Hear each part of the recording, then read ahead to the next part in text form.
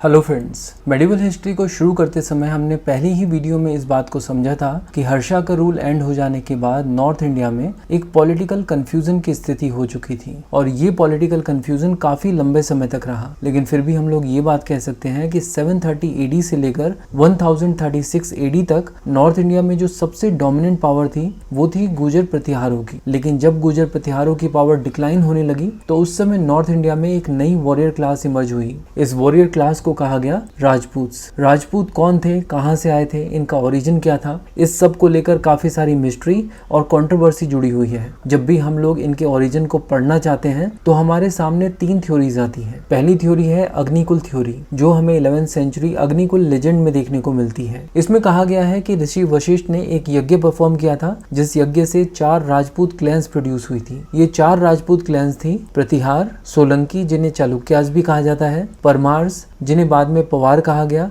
और चहमांस जिन्हें चौहान भी कहा जाता है। दूसरी थ्योरी है इंडिजीनियस थ्योरी, जिसका जिक्र हमें महाभारत में भी देखने को मिलता है, जिसमें बताया गया है कि क्षत्रिय 2 प्रकार के होते हैं, सूर्यवंशी और चंद्रवंशी। सूर्यवंशी वो जो सूर्य के वंशज है और चंद्रवंशी चंद्रमा यानी मून के वंशज है। इसके अलावा इंडिजीनियस थ्योरी में ये भी बताया गया है कि इन टोटल 36 राजपूत क्लैंस हैं, जिनमें कुछ सूर्यवंशी हैं और कुछ चंद्रवंशी, यानी राजपूत बेसिकली क्षत्रिय ही हैं, जिनका जिक्र वैदिक काल से हो रहा है। अब अगर आप ऑब्जर्व करो तो आप देख सकते हो कि पहली दोनों थ्योरीज राजपूतों के डिवाइन ओरिजिन को दर्शाती हैं। अब बात करते हैं थर्ड थ्योरी की, जो है फॉरेन इन्वेजन थ्योरी। इसके बारे में हिस्टोरियंस कहते हैं कि जब सेंट्रल एशिया से शक और कुषाण इंडिया में आए तो वो यहाँ के कल्चर में मिक्स हो गए। इनफैक्ट इनमें से बहुत सारे लोगों ने हिंदू धर्म को भी अपना लिया था और ऐसा माना जाता है कि शक और कुषाण डायनेस्टी की जो एरिस्टोक्रेटिक और नोबल क्लासेस थी, उन्होंने भारत के क्षत्रिय राजाओं के साथ मैट्रिमोनियल अलायंसेस किए और इस तरह शक,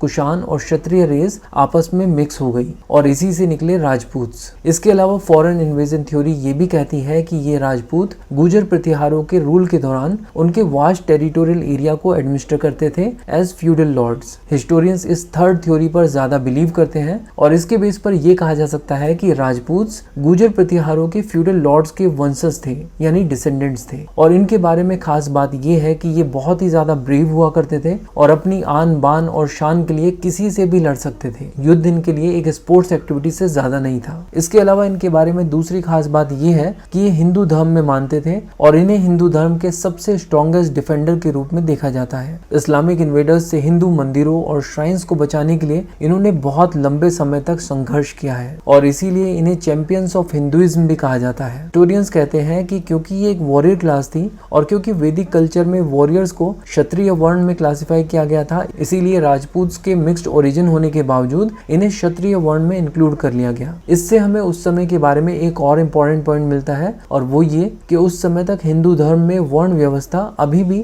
बहुत ज्यादा रिजिड नहीं हुई थी और लोग क्या काम करते हैं उसके बेस पर उनका वर्ण डिसाइड होता था, ना कि उनके जन्म के आधार पर। तो ये तो बात हुई राजपूतों के ओरिजिन की, बट क्वेश्चन ये है कि राजपूत स्टेट्स कैसे इमर्ज हुए। तो इसका सीधा सीधा एक्सप्लेनेशन ये है कि जब गुर्जर प्रतिहार एम्पायर डिक्लाइन हो रहा था तो उनके फ्यूडल लॉर्ड्स जो कि राजपूत थे, उन्होंने अपने आप को इंडिपेंडेंट डिक्लेयर करना शुरू कर दिया था और इस तरह जिस टेरिटरी को वो लोग एडमिनिस्टर किया करते थे गुर्जर प्रतिहारों के लिए, अब वो टेरिटरी उनकी अपनी इंडिपेंडेंट टेरिटरी बन गई थी। इन इंडिपेंडेंट टेरिटरीज को हम लोग स्टेट कह सकते हैं और इस तरह इमर्ज हुए नॉर्थ इंडिया में बहुत सारे राजपूत स्टेट्स। अब मैप में आप 7 इंपॉर्टेंट राजपूत स्टेट्स की लोकेशन देख सकते हैं, जिनको हम लोग इसी वीडियो में कवर करने वाले हैं। सबसे पहले बात करते हैं तोमर्स की। तोमर्स हरियाणा वाले रीजन में रूल किया करते थे और इनकी कैपिटल थी अनंगपुर, जो कि फरीदाबाद हरियाणा में है। तोमर डायनेस्टी के अनंगपाल तोमर सेकंड को तोमर डायनेस्टी का सबसे ग्रेटेस्ट रूलर माना जाता है। इन्होंने 1051 एडी से लेकर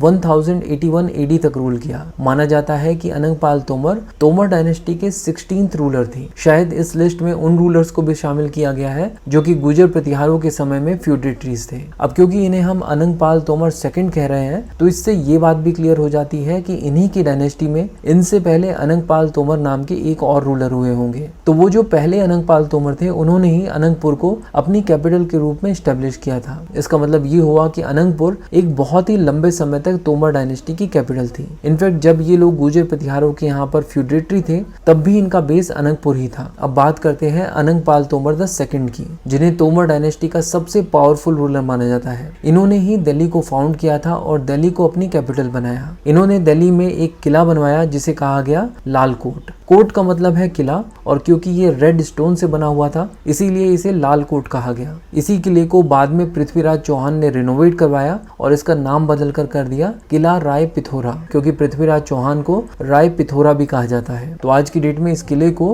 किला राय पिथौरा के नाम से ही जाना जाता है। और यहीं पर अनंगपाल तोमर ने उस फेमस आयरन पिलर को भी इंस्टॉल करवाया था जिसके ऊपर एक फेमस इंस्क्रिप्शन थी जिसमें हमें किंग चंद्र के कॉन्क्वेस्ट के बारे में पता चलता है। और किंग चंद्र को हिस्टोरियंस ने आइडेंटिफाई किया है चंद्रगुप्त द सेकंड के नाम से। इसी आयरन पिलर के ऊपर अनंगपाल तोमर ने भी एक इंस्क्रिप्शन लिखवाई है जहां पर उन्होंने अपने आप को दिल्ली का फाउंडर बताया है। ये पिलर ओरिजिनली एक एंशिएंट सिटी विष्णुपदगिरी नाम की जगह पर हुआ करती थी, लेकिन अनंगपाल तोमर इसे दिल्ली लेकर आए और इसे यहाँ पर इंस्टॉल करवा दिया और उसके ऊपर ये इंस्क्रिप्शन भी लिखवाई। तो ये थी डिटेल्स तोमर डायनेस्टी की, जो कि हरियाणा और दिल्ली वाले रीजन में रूल किया करती थी। चलिए अब बात करते हैं गढ़वाल डायनेस्टी की, जो कि ईस्टर्न उत्तर प्रदेश में रूल किया करते थे। और साथ ही साथ बात करेंगे चौहान डायनेस्टी की, जो कि अजमेर वाले रीजन में रूल किया करते थे। सबसे पहले इनकी कैपिटल देख लेते हैं। तोमर डायनेस्टी की कैपिटल थी दिल्ली, गढ़वाल डायनेस्टी की कैपिटल थी वाराणसी और चौहान डायनेस्टी की कैपिटल थी नडोल, जो कि आज के राजस्थान के नागौर डिस्ट्रिक्ट में है। चलिए सबसे पहले बात करते हैं गढ़वाल किंगडम की, जो कि ईस्टर्न उत्तर प्रदेश वाले रीजन्स में रूल किया करते थे। इस डायनेस्टी के सबसे ग्रेटेस्ट रूलर थे गोविंद चंद्र,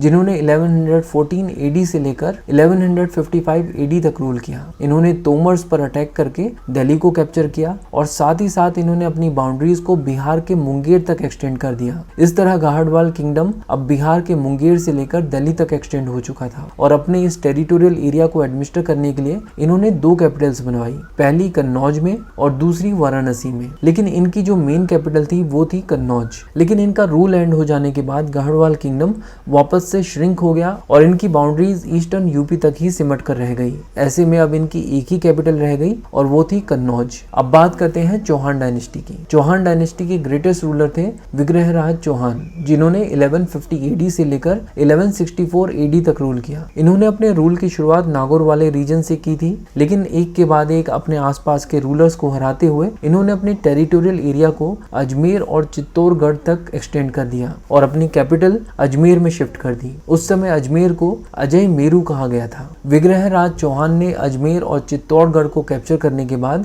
दिल्ली के ऊपर भी अटैक किया और दिल्ली को भी कैप्चर कर लिया। बट इसके बावजूद इन्होंने तोमर्स को अलाउ किया कि वो इनके फ्यूडेटरी के रूप में दिल्ली को रूल करते रहे। अब यहाँ पर दो तीन चीजें ऑब्जर्व करने वाली हैं। अगर आप टाइमलाइन पर नजर डालेंगे तो आपको पता चलेगा कि तोमर डायनेस्टी के जो सबसे पावरफुल रूलर थे उनका रूल एंड हो जाने के बाद गढ़वाल डायनेस्टी के सबसे पावरफुल रूलर आए और गढ़वाल डायनेस्टी के सबसे पावरफुल रूलर का रूल एंड हो जाने के बाद चौहान डायनेस्टी के सबसे पावरफुल रूलर आए। यानी सबसे पहले तोमर्स पावरफुल हुआ करते थे, उनके वीक हो जाने के बाद गढ़वाल पावरफुल हुए और उनके वीक हो जाने के बाद चौहान पावरफुल हुए और दिल्ली पर कंट्रोल उसका ही होता था जो कि पावरफुल था। इसके अलावा एक और इम्पोर्टेंट चीज जो आपको पता होनी चाहिए वो ये है कि विग्रहराज चौहान के ही डिसेंडेंट थे पृथ्वीराज चौहान और उनके समय में गढ़वाल डायनेस्टी के जो रूलर थे वो थे जयचंद। पृथ्वीराज चौहान और जयचंद के बारे में हम लोग आगे की वीडियोस में बात करेंगे, क्योंकि उनके बारे में पढ़ने से पहले हमें इस्लामिक स्टेट्स, गजनवीद एम्पायर और घुरीद एम्पायर के बारे में पता होना चाहिए। चलिए अब बाकी के राजपूत स्टेट्स को भी देख लेते हैं। देखिए यहाँ पर आप मैप में